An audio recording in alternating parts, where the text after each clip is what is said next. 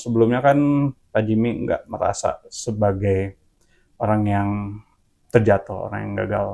Apakah kali ini karena apa ya, stakeholdernya itu orang-orang yang lumayan penting buat Bapak, apakah ada semacam perasaan, wah saya ternyata orang gagal atau semacamnya gitu? Untuk ini saya dikuatkan sekali oleh suatu, ini kalau saya boleh pakai pergunakan ayat di Alkitab ya. Alkitab. Ini Amsal 24 ayat 16. 7 kali orang benar jatuh, tapi dia selalu bangkit lagi. Artinya dia jatuh berapa kali? 7 kali.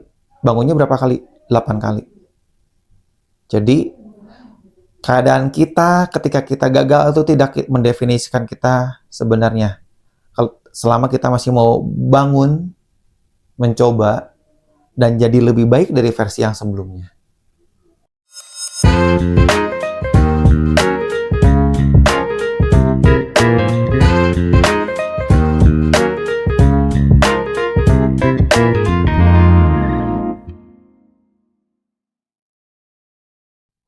Hai semuanya, selamat datang kembali di Rakyat Jelata Enterprise, tempat di mana kita berdiri kembali sebelum terjatuh. Terkadang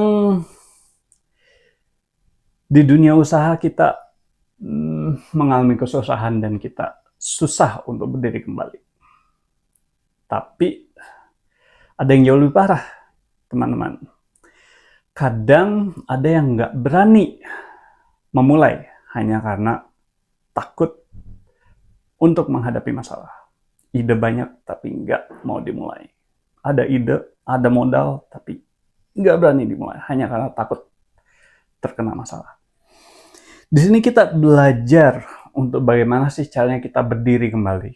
Gimana sih kita caranya untuk comeback. Gimana caranya kita untuk berdiri lagi setelah kita tersandung masalah. Jadi kita di sini belajar untuk bangkit lagi sebelum beneran terjatuh. Kali ini kita ada tamu, namanya adalah Bapak Jimmy. Bapak Jimmy. Dia usahanya itu di bidang trading saham. Wih, pasti banyak yang penasaran, pasti banyak yang ingin berencana untuk jadi trader. Wih. Yuk kita ngobrol-ngobrol aja dulu. Kita lihat seperti apa sih lika-likunya.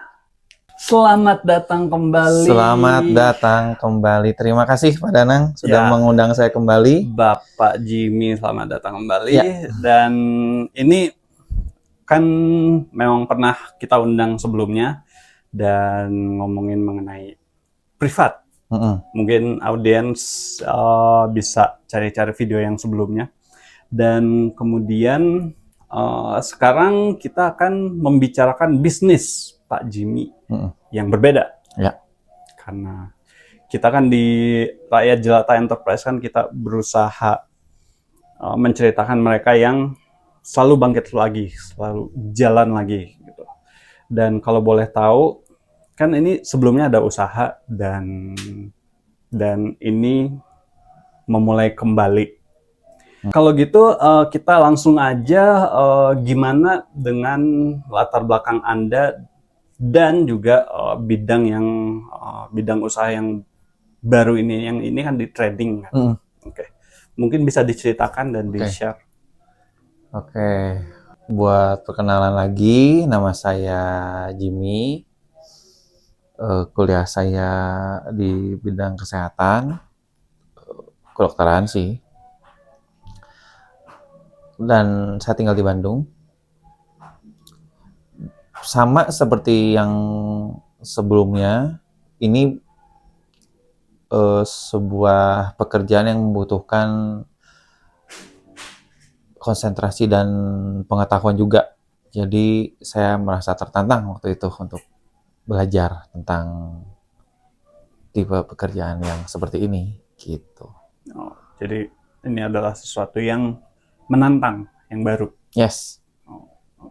sebelum menempuh kegiatan yang ini, sebelumnya itu rutinitasnya seperti apa ya? Ini kan trading pasti ada rutinitasnya sendiri. Tapi sebelum menjalani itu seperti apa? Apakah karyawan atau wirausaha atau apa ya, service atau semacamnya? Saya kebetulan mengenal dunia trading itu 2008. Waktu itu trading baru terbuka untuk masyarakat umum. Waktu itu saya masih sebagai koas. Waktu itu koas, ya belum lulus waktu itu. Kebetulan waktu itu memang kuliah saya agak lama kan, kalau ke dokter emang lama. Jadi waktu itu saya masih koas, dan ketika melihat ada suatu peluang menghasilkan uang lebih, ya tentu saja saya pelajari. Jadi sebelumnya sih, ya saya masih bekerja, aktivitas harian saya sebagai koas itu. Dan ingin ke trading karena yang tadi ya, sesuatu yang baru. Sesuatu yang baru, dan trading itu adalah sesuatu yang apa ya, yang semuanya itu bisa dieksekusi oleh sendiri. Jadi saya nggak butuh bantuan orang banyak waktu itu. Jadi analisa sendiri, eksekusi sendiri, dapat uangnya juga menikmati sendiri.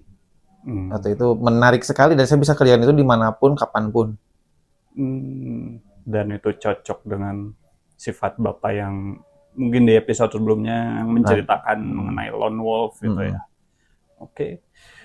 Jadi selain uang, menurut Bapak bidang trading, saham, stock exchange, forex itu sesuatu yang menantang? Ya, karena perputaran uangnya cukup besar, dalam perputaran harian sangat besar sekali. Andai saja saya bisa mendapatkan sekitar 0,01%-nya saja kan lumayan. Di otak saya dulu seperti itu. Nah, ngomongin yang di otak Bapak, bayangan indah, illusion of grandeur, seperti apa yang waktu itu sempat dimiliki ketika akan memulai terjun ke bidang itu? Illusion of grandeur tentu saja financial freedom. Financial freedom dan time freedom. Time freedom. Karena saya bisa kerjakan itu di mana saja. Di mana saja, hanya berbekal internet, saya bisa eksekusi, dan saya nggak harus kerja, saya bisa lakuin itu di tempat tidur, saya selimutan juga saya masih bisa lakuin itu, selama masih ada internet, dan persentasenya juga cukup besar waktu itu. Persentasenya cukup besar. Oke. Lalu, ada nggak momen yang membuat benar-benar yakin kalau ini saya pernah coba sekali dan ternyata saya jago di situ dan saya akan seriusin? Ada momen seperti itu nggak? Momen bisa nih. Oke. Jadi saya ulang dari awal dulu ya. Saya 2008 itu saya tahu ini ada itu dari teman saya. Jadi teman saya di food court waktu itu buka laptopnya, ngasih lihat grafik. Sesuatu yang saya cuma lihat di film-film dulu. Saya pikir kok dia bisa ngerjain gitu kan. Udah gitu, ya seperti orang pada umumnya ya, ketika kita tanya, dia nggak mau jawab terlalu jelas. Ya mungkin pengetahuan dia juga waktu itu belum terlalu banyak, atau memang dia pengen keep itu buat dirinya sendiri, itu saya nggak tahu. Tapi yang jelas itu bikin saya penasaran. Jadi saya pelajari sendiri. Jadi 2008 saya baru tahu ada trading, 2010 saya mulai seriusin belajar. 2013 saya mulai trading sendiri, dan waktu itu kalau yang tahu tuh masih ada Liberty Reserve waktu itu. Cash out-nya ke Liberty Reserve. Dan cukup berhasil. Waktu itu saya masih ingat platformnya tuh kalau nggak salah Agea Marketplace. Kalau nggak salah. Pertama kali top up ke situ ya? Enggak. Dulu dikasih modal $5 malah. Dari mereka? Dari $5 itu saya bisa jadiin $13. Dengan kemampuan otodidak ya waktu itu. Menarik nih gitu. Disitulah saya mulai pikir, kalau $5 aja bisa $13, kalau 5.000 gimana gitu kan, efek multiplier. Disitulah saya mulai pelajari serius. Belum top up, tapi saya mulai pelajarin serius di situ. Gitu. $13-nya bisa Ditarik. di-withdraw. Ditarik per $25. Kalau Liberty Reserve waktu itu per $25. Soalnya waktu itu pilihannya pakai Liberty Reserve atau PayPal. Saya nggak punya PayPal waktu itu, jadi pakai aja Liberty Reserve, dan ternyata $25 bisa diambil. Waktu itu masih 200, $1 masih 10 ribuan waktu itu. Oh iya, waktu itu ya 10 ribuan. Oke. Lalu yang pertama kali top up, bisa cerita nggak momennya waktu itu? Wah, ini bisa. Top up. Lalu apa aja persiapannya waktu itu? Oke, kalau gini harus benerin tempat duduk dulu. Enggak, waktu itu jadi setelah Liberty Reserve itu sempat ditutup sama Fed karena tempat pencucian uang. Di tengahnya tempat pencucian uang. Waktu itu duit yang nyangkut nggak banyak sih, cuma ya lumayan lah. Ya lumayan buat jajan sih lumayan, tapi nggak besar-besar amat. Toh dapatnya juga dari gratisan ya kan. Lalu coba beberapa akun gratisan. Lalu akhirnya bertemu mentor. Waktu itu saya akhirnya 2015 tuh menyadari saya butuh mentor, biar saya nggak nabrak-nabrak. Saya bisa, tapi kenapa saya bisa? Apa yang bikin saya bisa, apa yang bikin saya nabrak gitu, saya nggak tahu itu. Jadi saya pikir 2015 tuh saya butuh mentor. Waktu itu mentor trading belum terlalu banyak seperti sekarang. Nah, waktu itu yang kredibel tuh cuma ada di Jakarta. Butuh 3 hari full training, nginep di sana, di Sunter waktu itu. Trainingnya, di train untuk bisa tradingnya. Berarti bayar tiket buat ikutan bayar juga tiket, kan? Ya bayar tiket. Nah itu saya nggak lakuin waktu itu, karena saya mikirnya, saya nggak tahu nih setelah diajarin ini saya berhasil nggak gitu. Sedangkan uang yang kalau saya keluarin untuk akomodasi, untuk transportasi, untuk biaya pelatihan juga kan nggak murah. Akhirnya saya nemuin di Bandung 2016 lembaga yang emang ternyata saya cek pengajarnya juga sudah memberikan pelatihan sejak 2010 dan masih aktif sampai saat itu. Jadi saya pikir saya percayakanlah waktu dan tenaga saya investasikan ke tempat itu. 2016 deh saya mulai top up jadinya. Gitu.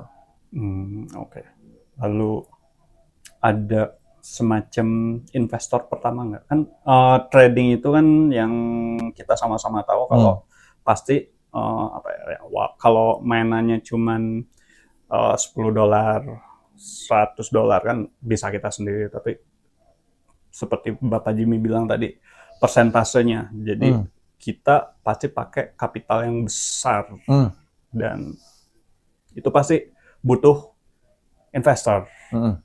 Sempat ada investor yang nitipin dananya kan?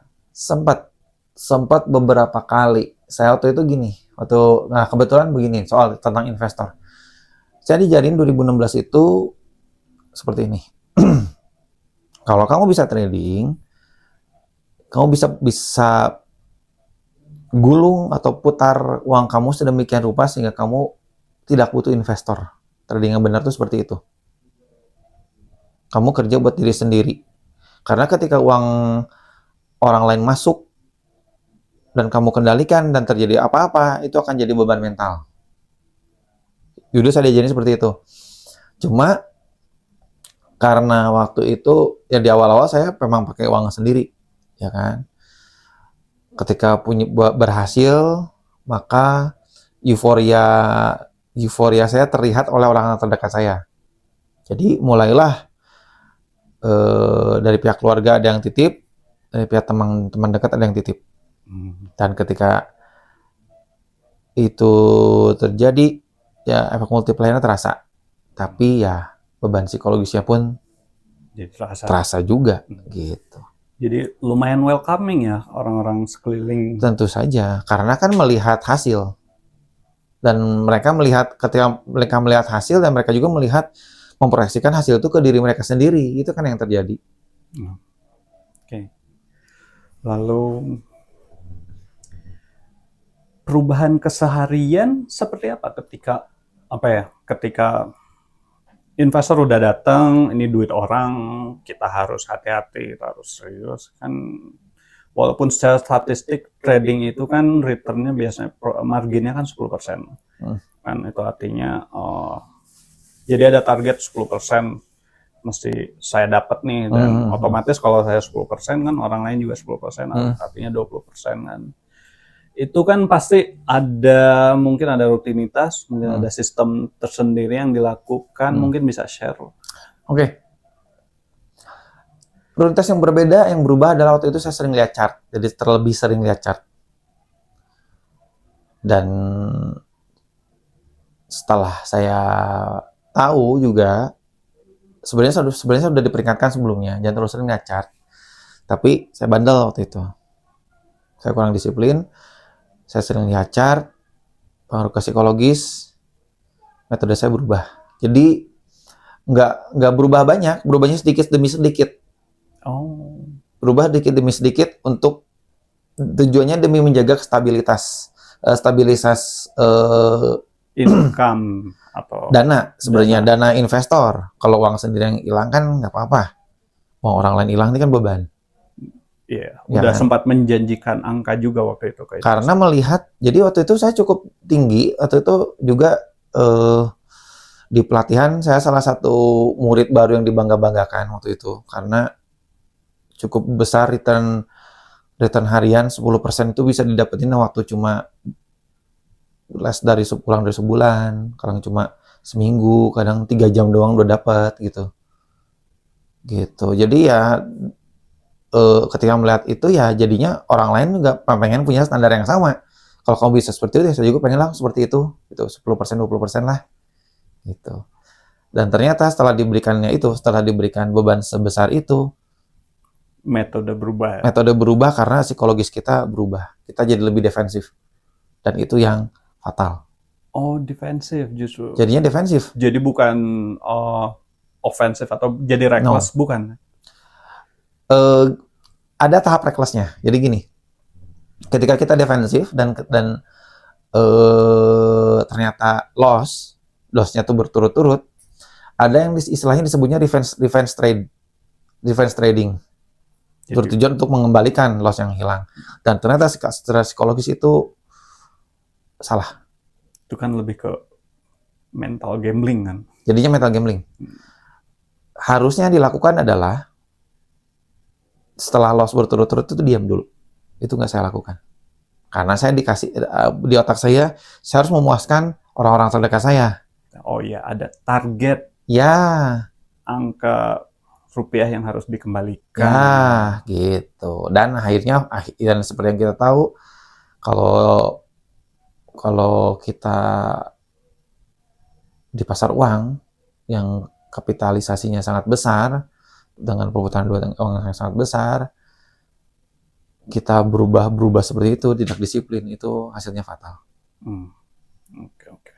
Jadi perubahan yang sedikit demi sedikit yang kejadiannya. Betul. Jadi seperti gini, ada istilahnya stop loss. Ya, stop loss. Ada istilahnya stop loss. Saya sering geser stop loss. Oh, geser kemana? Geser biar nggak kena. Oh. Kalau kena stop loss kan berarti loss kan. Kena stop loss berarti loss kan. Nah, jadi saya geser stop lossnya biar nggak kena. Harapannya kembali lagi. Itu juga salah. Karena memperbesar kerugian jadinya kan. Awalnya kerugian cuma 3% jadi 5%. Otomatis merusak perkalkulasi di awal. Itu yang terjadi. Oke. Dan itu berulang terus. Itu berulang terus. Jadinya lebih ke penyakit mental. Oh, gitu. Ya, itu sisi jeleknya, makanya perlu mentor. Jadi dari 2016 itu saya belajar di beliau ini sampai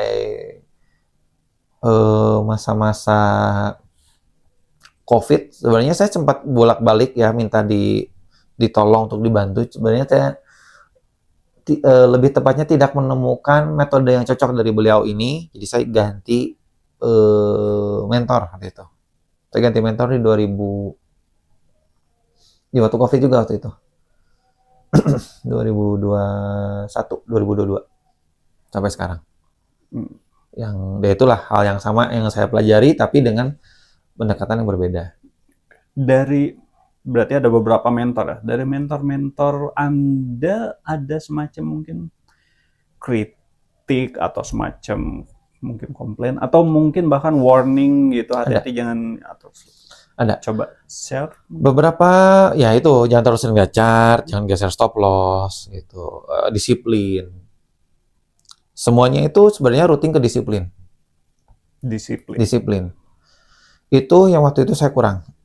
Detailnya seperti apa ya disiplin dalam hal trading itu? Ya nggak boleh lihat chart ya, saya lihat chart terus. Lihat chart tuh sebenarnya sehari sekali cukup. Atau sejam sekali, gue udah terlalu sering itu saya. Saya bisa 15 menit sekali lihat chart. Terus geser stop loss itu kan menggeser potensi, membuat besar potensi kerugian kan. Tapi menggeser alarm juga kan. Dan kalau kita geser stop loss, kita harus geser lagi take profit point-nya kan, TP-nya kan, supaya mengimbangi itunya kan. Nah, itu yang terjadi. Stop loss digeser, TP digeser, stop loss-nya kena, TP-nya. Jadi kadang terjadi gini. Ada kalanya market itu injek stop loss dulu, baru kena TP. Itu yang dulu saya belum paham.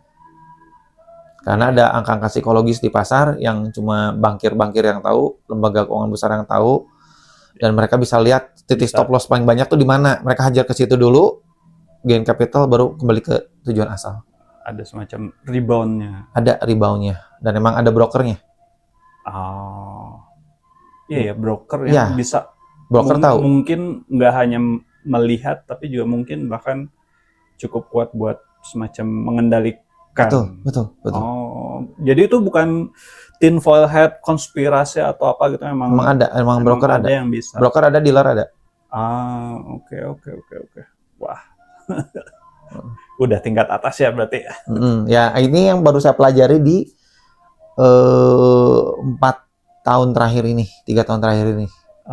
Dulu saya dikasih tahu bahwa ini ada, tapi saya nggak dijelasin secara detail. Otomatis nggak paham. Dan saya langgar aja terus karena saya nggak paham. Saya pikir ini cuma another conspiracy theory kan. Ternyata emang ada, SL Hunter itu ada. Ternyata ada efek rebound itu ada. Oke.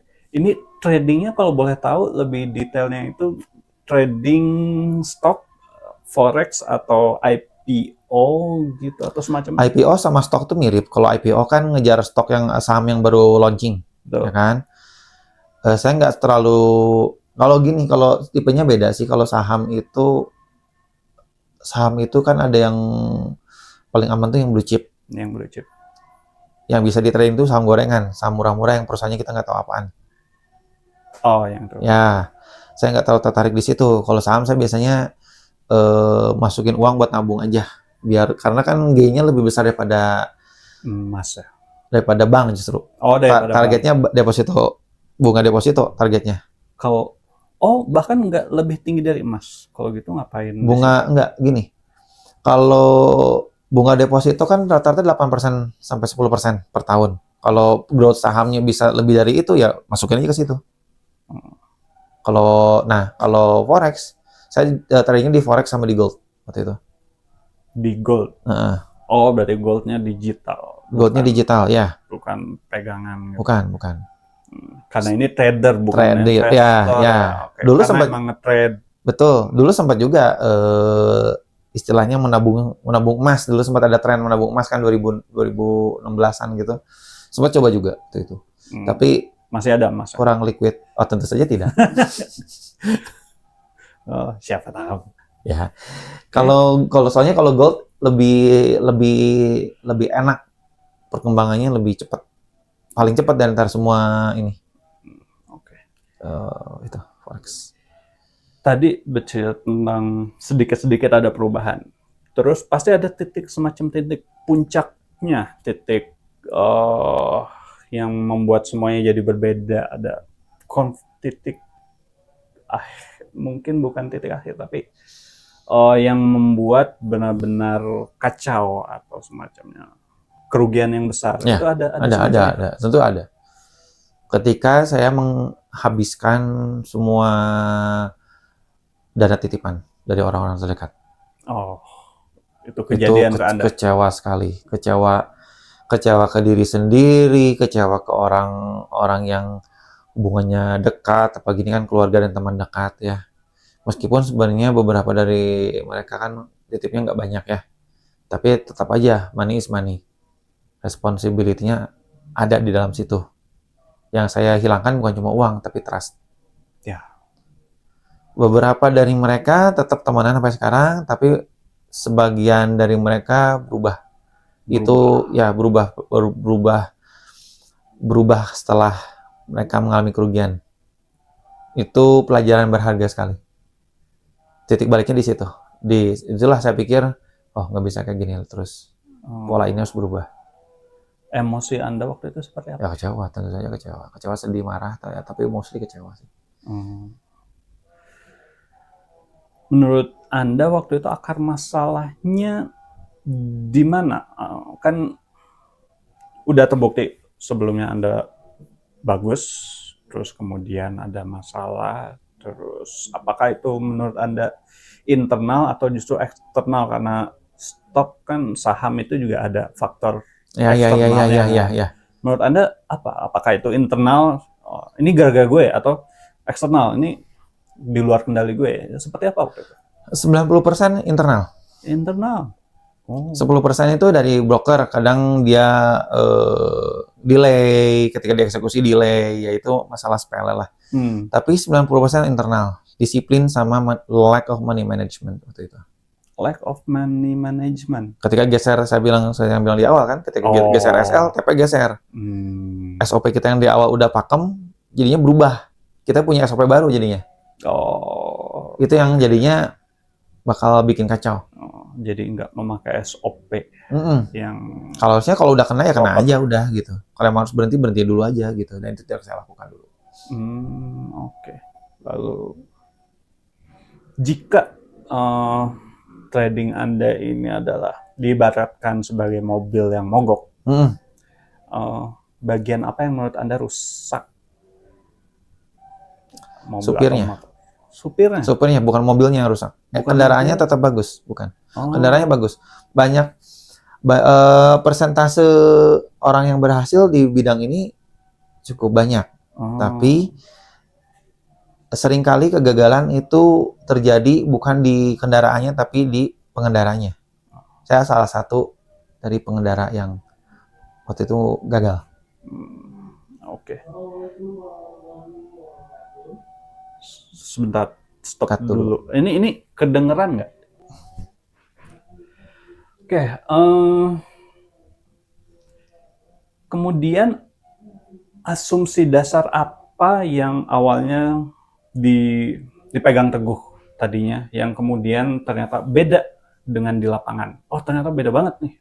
Ternyata asumsi gue salah. Ada yang semacam itu nggak waktu itu? Atau emang semuanya ini karena udah sadar saya nyetirnya salah, terus udah itu, dan asumsinya itu memang benar, dan memang kitanya aja yang melenceng, atau waktu itu seperti apa? Oke, betul. Ada. Itu gini. Dari mentor yang dari Bandung itu ada suatu quote yang ditanamkan ke semua murid-muridnya. Kalau kita sudah punya metode dan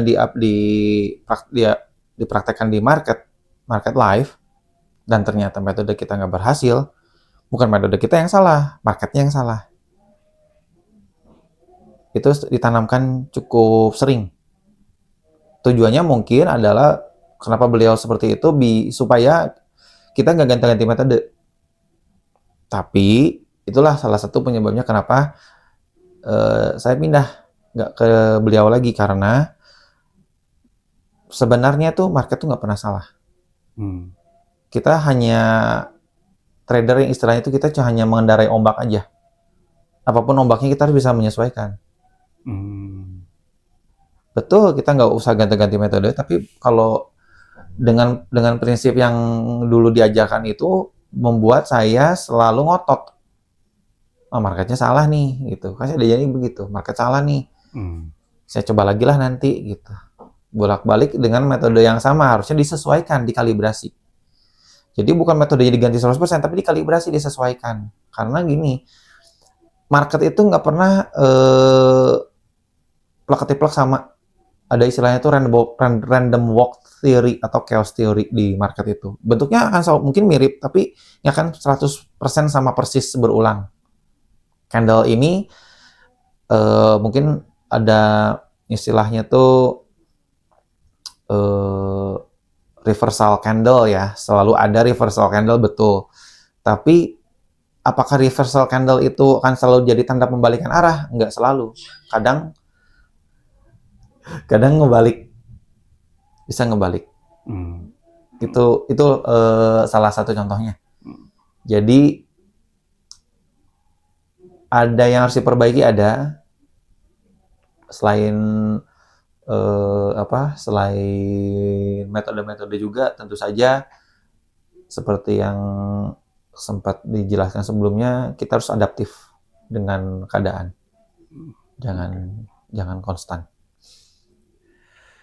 Lalu selain Anda dan selain mereka yang nge-burn bridge ke Anda, ada lagi nggak yang kecewa? Mungkin keluarga atau semacamnya Ya, waktu itu ketika berhenti. Betul. Seperti saya bilang di awal, ada pihak keluarga yang menitipkan. Dan yang sebetulnya ini cukup menyedihkan ya. Karena gini, ada beberapa pihak keluarga yang cukup percaya sama saya ketika uang mereka habis, mereka tuh tetap percaya sama saya. Itu buat saya jadi agak sedih ya. Sedihnya karena saya masih belum bisa mengembalikan kepercayaan mereka yang sebegitu besar sama saya. Gitu. Jadi taruh kata saya minta untuk investasi, pasti mereka akan kasih lagi gitu. Tapi di waktu itu saya belum punya kemampuan yang seperti sekarang. Pemahaman saya belum terlalu luas, dan mungkin sekarang pun saya masih harus terus belajar ya. Itulah paling ini sih dari orang-orang terdekat ya, keluarga sih. Yang when they don't stop believing you, kitanya juga harus tetap berjuang buat nggak stop believe in ourselves gitu. Kadang ketika mengalami kegagalan kan kita berhenti percaya sama diri kita sendiri kan. Malah kadang-kadang orang-orang di luar sana yang nggak berhenti percaya sama kita. Makanya kita Justru jangan orang lain yang percaya. Iya, itulah yang harus kita imbangin. Kita harus terus percaya sama diri kita sendiri. Wah, itu indah sekali. Oke. Waktu itu jika nggak keberatan dan kalau boleh saya tanya lebih dalam, momen ketika memberitahu kabar buruk ke mereka, ada seperti apa waktu itu? Kalau nggak pengen cerita nggak apa-apa, soalnya saya yakin ini sebenarnya nggak apa-apa. Jadi kalau pihak keluarga kan mereka kecewa, tapi mereka terus percaya. Ada beberapa orang yang ketika mereka tahu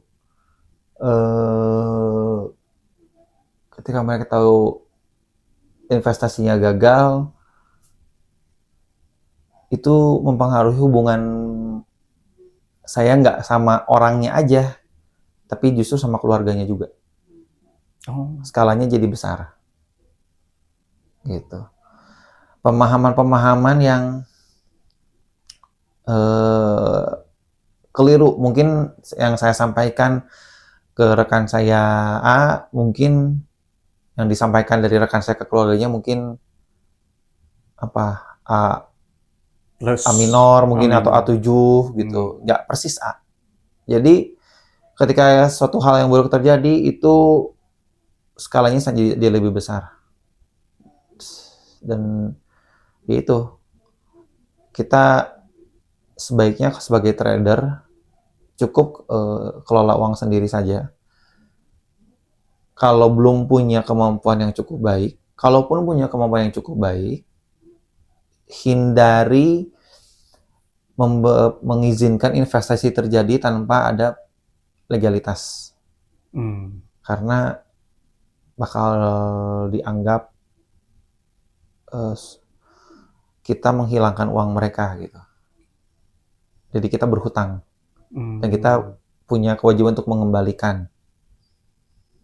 Padahal ketika kita investasi, yang namanya investasi ya ketika gagal ya sudah gitu. Oh, jadi semacam hitam di atas Ya, putihnya nggak ada. itu harus ada. Oh. Itu harus ada. Kalau nggak ada, ya kerugian yang dihasilkan lebih besar daripada uang. Karena kamu akan kehilangan teman kamu. Ini dampaknya terasa sampai sekarang. Keluarga inti. Keluarga inti, teman-teman ya sebenarnya ya terasa sih. Mereka tidak seakrab dulu, cuma ya orang-orang tertentu ini jadi dingin. Tidak, ya itulah. Jadi ya kita kehilangan teman lah intinya. Dan berarti ada semacam perasaan saya akan balas dendam nih, saya akan saya anggap hutang, saya akan balikin, atau ada semacam itu, atau ada niatan untuk building the bridge again atau semacamnya gitu. A dan B. Kalau kita menganggap itu hutang, kita akan merasa terbebani. Oh, oke. Trader itu butuh psikologis yang kuat, bukan cukup aja tapi kuat. Karena market kita nggak tahu. Dan sebagai pribadi, untuk mengatasi semuanya itu, jangan itu dianggap sebagai hutang, tapi dianggap itu sebagai motivasi untuk kita terus belajar. Kalau kita udah bisa menghasilkan return yang cukup, dalam trading tuh kecil tuh kembali, sangat mudah gitu. Kalau kitanya sudah punya kemampuan yang kuat, disiplin yang bagus. Kalau dari kasus saya sih disiplin. Okay. Gitu. Lalu kalau bisa kirim pesan ke diri sendiri, ini seperti episode sebelumnya. Kalau bisa kirim pesan ke diri sendiri yang dimana masih menjalani ini waktu itu, mau kirim pesan apa? 2 aja. Disiplin, 1 disiplin, 2 jangan gonta-ganti metode. Oke. Berarti masih yakin dengan metode Pak Jimmy sekarang? Pak Jimmy yang sekarang masih yakin dengan metode waktu itu? Masih. Dan apakah mau memulai kembali, mencoba kembali dengan metode itu? Soalnya kan masih ada keyakinan. Masih mau. Masih mau. Tapi dengan kemampuan disiplin yang lebih kuat. Kalau tanpa kemampuan disiplin itu lebih baik nggak usah. Karena bakal mengulang hal yang sama. Berarti nggak masalah untuk coba lagi? No problem. Oke. Nah, itu yang dimana kita semua pengen tularkan ke banyak orang, kepada audiens kita di sini gitu. Dan ngomongin audiens, kan pasti banyak trader-trader nih. Ya, mungkin ada yang jauh lebih pengalaman, tapi juga ada yang baru mulai atau wah ternyata dapat return lumayan dan ingin nyemplung full, ingin pakai, mungkin seperti kasus Anda, ingin pakai uang keluarga atau semacamnya. Jika ada orang yang seperti itu, ada audiens yang sedang seperti itu sekarang, ada pesan yang ingin Pak Jimmy sampaikan ke mereka? Ada. Pesan saya, perkuat metode kamu, di akun demo Oh, selama ya, 1 tahun. 1 tahun full akun demo. Kalau kamu sudah bisa melihat proyeksi penghasilan kamu berapa persen, baru kalkulasikan di uang dingin. Uang real tapi yang dingin, bukan uang panas. Jadi uang yang kalau kamu kehilangan pun kamu nggak keberatan. Karena di akun demo kamu nggak merasakan kehilangan uang.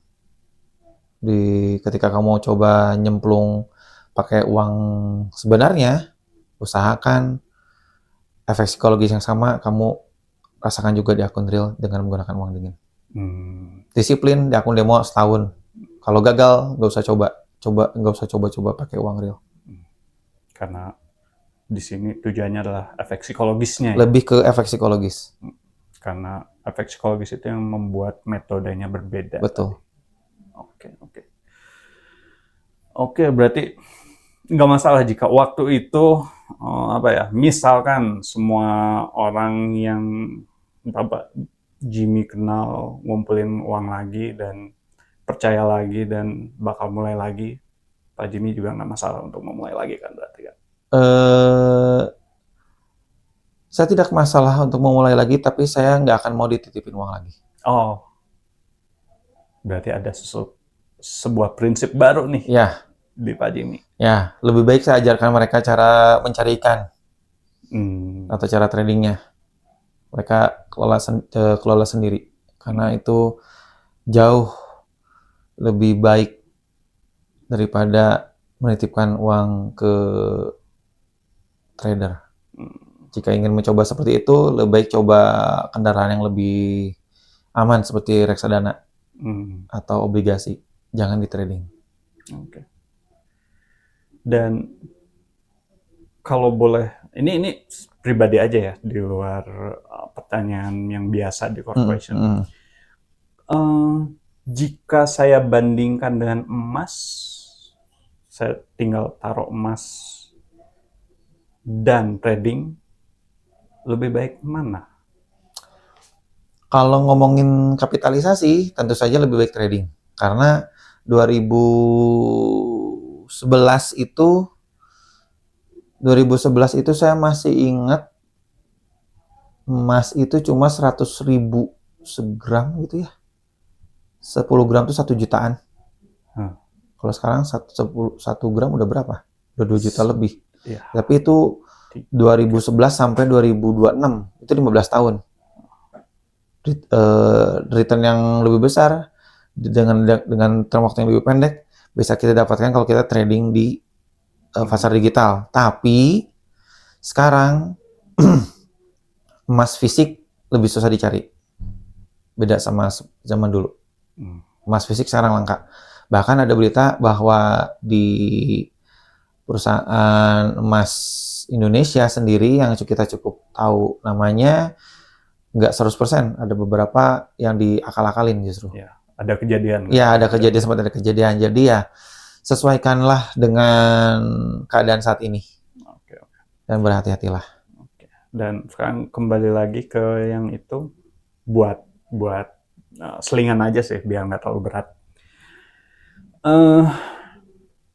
Ini kan berbeda dengan episode yang sebelumnya. Pak Jimmy datang, kalau yang sebelumnya kan Pak Jimmy nggak merasa sebagai orang yang terjatuh, orang yang gagal. Apakah kali ini karena stakeholdernya itu orang-orang yang lumayan penting buat Bapak, apakah ada semacam perasaan, wah saya ternyata orang gagal atau semacamnya? Gitu? Oh, untuk ini saya dikuatkan sekali oleh suatu, ini kalau saya boleh pergunakan ayat di Alkitab ya. Ini Amsal 24 ayat 16. 7 kali orang benar jatuh, tapi dia selalu bangkit lagi. Artinya dia jatuh berapa kali? 7 kali. Bangunnya berapa kali? 8 kali. Jadi, keadaan kita ketika kita gagal itu tidak mendefinisikan kita sebenarnya. selama kita masih mau bangun, mencoba, dan jadi lebih baik dari versi yang sebelumnya. Gitu. Wah, ternyata lumayan religi juga ya, bisa ditarik ke religius. Ya, Oke. semacam anchor yang menguatkan supaya tidak depresi. Betul. Dan ya, itulah gunanya kita ada sila pertama kan. Ya. Oke, dan aduh, thank you datang untuk yang kedua kali. Jangan kapok-kapok ya. Baik, sama. Kayaknya bakal ada ketiga kali atau mungkin keempat kali. Aduh. Soalnya kan, ya sekali lagi kita berusaha untuk bisa kembali lagi, berdiri kembali. Yes. Di sini. Harus begitu. Dan yang saya lihat, Pak Jimmy udah asam garam dirasain. Udah. Dan masih bisa kembali lagi. Dan itu yang ingin saya coba tularkan ke audiens, ke masyarakat luas. Itu yang coba saya, kalau estafet, tongkat estafetnya mau saya serahkan ke yang berikutnya. Terima kasih, dan semoga bisa ketemu kembali. Mungkin bukan di acara ini, tapi di acara motivasi lain yang ketika Anda menceritakan sudah berhasil. Ya, amin. Terima kasih. Terima kasih Bapak Danang. Okay. Nah, itu dia teman-teman, dengan Bapak Jimmy yang usahanya itu adalah trading saham, trader. Well, sekali lagi saya nggak capek-capek untuk menyampaikan bahwa banyak orang di dunia ini yang suka membahas mengenai mereka yang telah ada di atas 1% yang sudah berhasil. Tapi jarang ada yang mencoba melihat mereka yang mencoba kembali. Mereka yang berdiri kembali. Mereka yang tegap untuk jalan lagi. Dan di Rakyat Jelata Enterprise, kita di sini mencoba untuk melihat itu semua dan berbagi. Oke, segitu aja dari kita untuk video kali ini. Semoga bermanfaat dan sampai ketemu kembali.